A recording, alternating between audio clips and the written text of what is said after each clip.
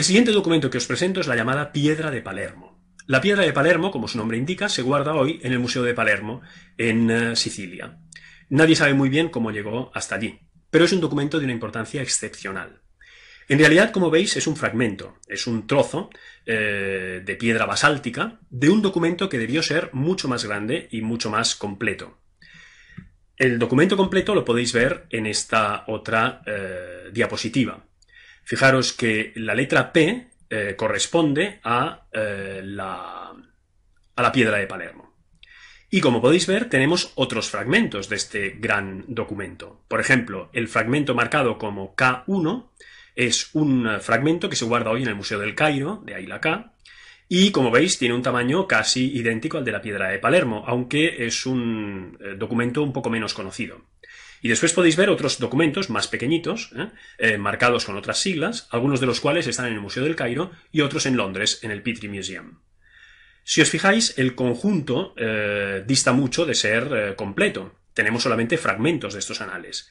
Cuando eran completos se trataba de unos anales elaborados durante la Quinta Dinastía que recogían los reinados de todos los reyes desde la primera dinastía hasta el tercer rey de la Quinta Dinastía, Neferir Kare Kakai, que es quien probablemente ordenó la confección de los anales.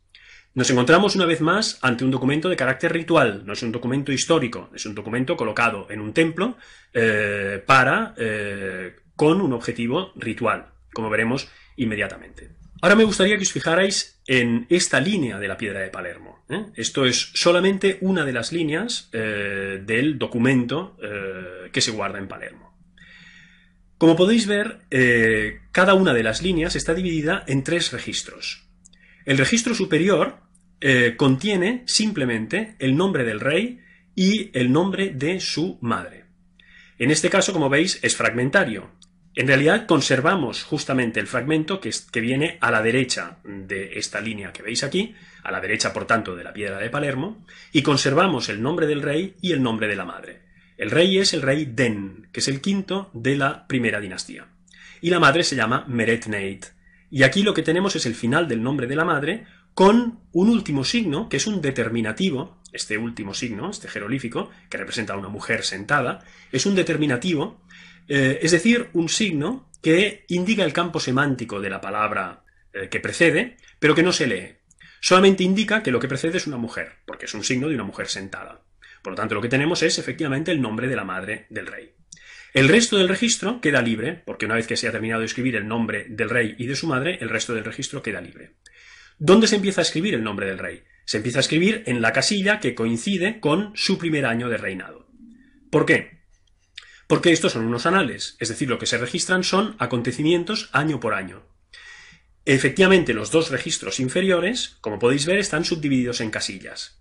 Y estas casillas están marcadas por un signo vertical con la parte superior arcuada. Es el mismo que ya veíamos en el papiro de Turín y el que veis reproducido en la parte inferior de la diapositiva. Este es el signo para la palabra Gesebet, que quiere decir año de reinado. Por lo tanto, cada una de las casillas corresponde a un año de reinado del rey en cuestión. Pero cada una de las casillas está a su vez subdividida en dos. En el registro superior se nos consignan los acontecimientos más importantes, los acontecimientos dignos de nota de ese año de reinado. Y en la casilla inferior se nos consigna la altura de la crecida del Nilo en ese año. Este dato es un dato muy importante, tanto por razones rituales como por razones económicas, puesto que a partir de la altura del río se calculaba, por ejemplo, el volumen de las cosechas y, por lo tanto, la cuantía de los impuestos. De manera que es un dato fundamental que se registra a lo largo de toda la historia de Egipto. En el registro central, como decíamos, se consignan acontecimientos, los acontecimientos dignos de nota de cada reinado. Me gustaría que os fijarais en la segunda y en la tercera casillas, empezando por la derecha. En la segunda casilla podéis ver una serie de signos cuyo conjunto significan masacrar a los Iuntiu. Los Iuntiu son las gentes del arco, y las gentes del arco son, en general, los extranjeros, los enemigos de Egipto. Masacrar a los Iuntiu es algo que el faraón debe hacer, porque forma parte de sus deberes arquetípicos, de sus deberes como figura mítica. En la casilla siguiente, la tercera, se nos habla de un ceremonial. Se nos habla de la ceremonia de la aparición del rey del Alto Egipto, de la ceremonia de la aparición del rey del Bajo Egipto y del Festival de Sed.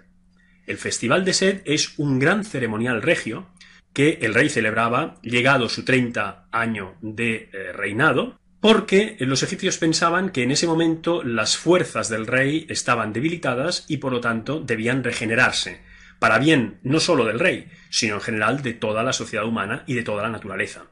Por eso el Festival de Sed es un gran festival de rejuvenecimiento del rey y de renacimiento del mundo. Este festival, como digo, se celebraba en el año 30 de reinado del faraón. Si un faraón no llegaba a 30 años de reinado, no celebraba el Festival de Sed. Es importante que tengáis presente justamente esto, que la concepción egipcia del pasado bascula entre estos dos polos. El polo de lo arquetípico, de aquello que debe ser hecho porque forma parte de la esencia mítica de la realeza, y el polo de lo histórico, es decir, de la realidad de los hechos. El historiador, el egiptólogo, debe moverse con mucha precaución y con mucha habilidad entre estos dos polos para, a partir de lo que nos dicen los textos egipcios y a partir de toda la documentación histórica y arqueológica a disposición, llegar a conclusiones sobre la realidad de los hechos históricos. Podríamos preguntarnos sobre en qué momento empieza a construirse esta concepción egipcia del pasado. Lo que es muy interesante es que esta concepción egipcia del pasado se fragua a principios de la primera dinastía. Es decir, es sorprendente hasta qué punto hay una cesura entre el predinástico y el dinástico en relación con la fijación por escrito de las concepciones del pasado. Estos documentos que veis aquí son documentos de la primera dinastía. El documento que veis a la derecha, en la parte superior, es el documento original. Es una impronta de un sello cilíndrico que tiene los signos grabados en hueco en su superficie y se pasa sobre la cerámica húmeda de manera que queda inscrito en la cerámica.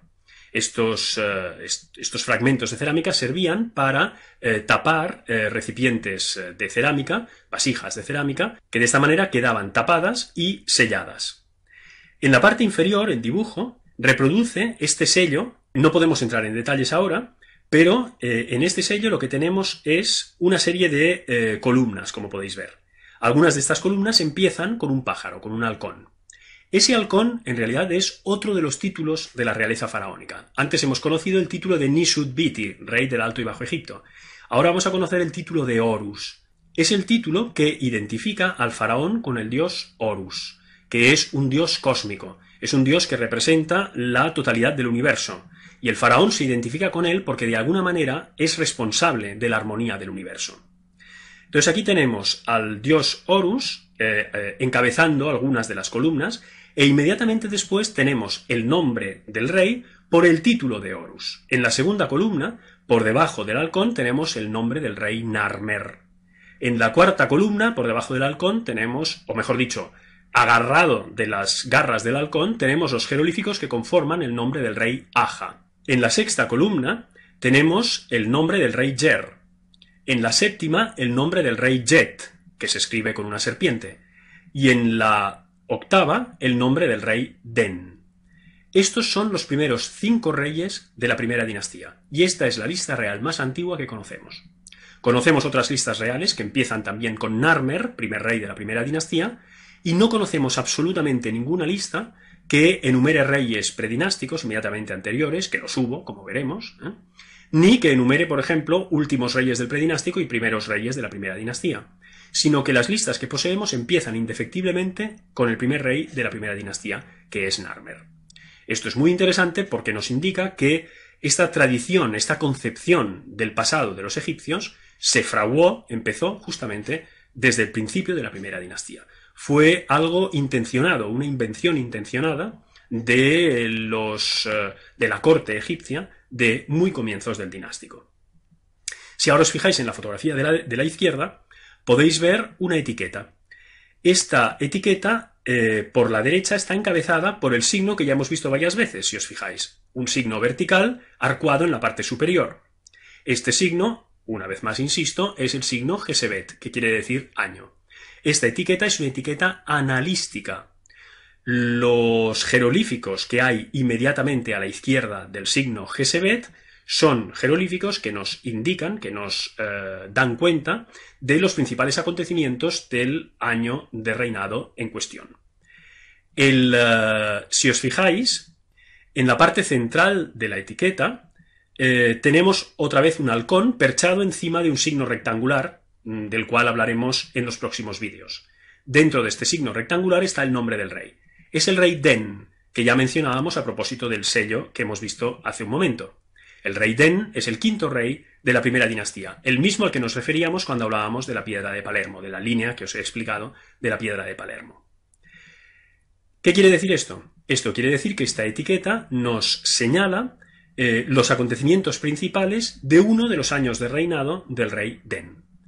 Pues bien, este tipo de documentación es la que los analistas de la quinta dinastía tenían a mano en el momento en que elaboraron los anales que hemos visto antes, de los cuales la piedra de Palermo forma parte.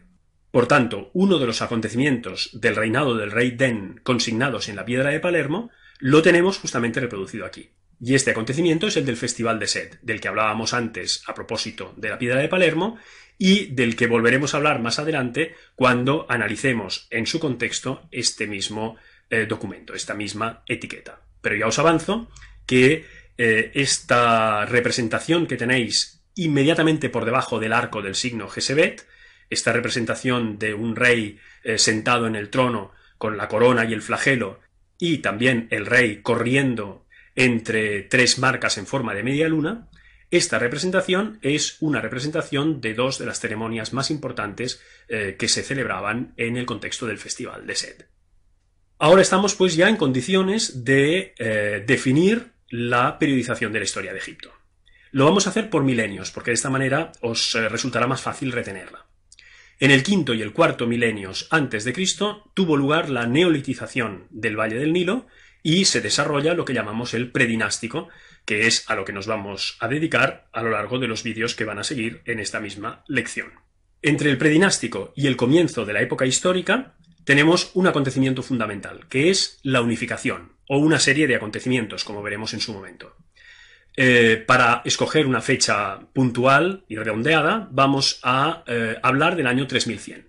En el año 3100 tiene lugar, o culmina, si preferís, la unificación de las dos tierras. Y empieza, por tanto, el dinástico, la primera dinastía. La época tinita, que va de 3100 a 2700 a.C., está conformada por las dinastías 1 y 2. Fijaros el nombre, época previa a un reino. A continuación tenemos el reino antiguo, que va de 2700 a 2200 a.C., es decir, pleno tercer milenio a.C. El reino antiguo está conformado por las dinastías 3 a 6.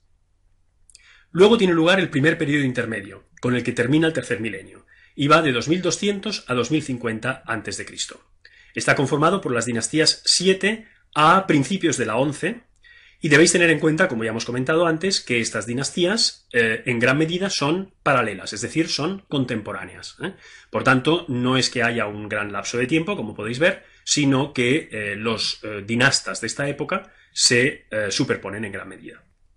A continuación tenemos el segundo milenio. En el segundo milenio se desarrollan el Reino Medio, en primer lugar, desde el 2050 hasta el 1720 a.C., y abarca la segunda mitad de la dinastía 11 hasta la dinastía 13. Luego tenemos el segundo periodo intermedio, la famosa época de los Hicsos, entre 1720 y 1550 a.C., dinastías 13 a 17.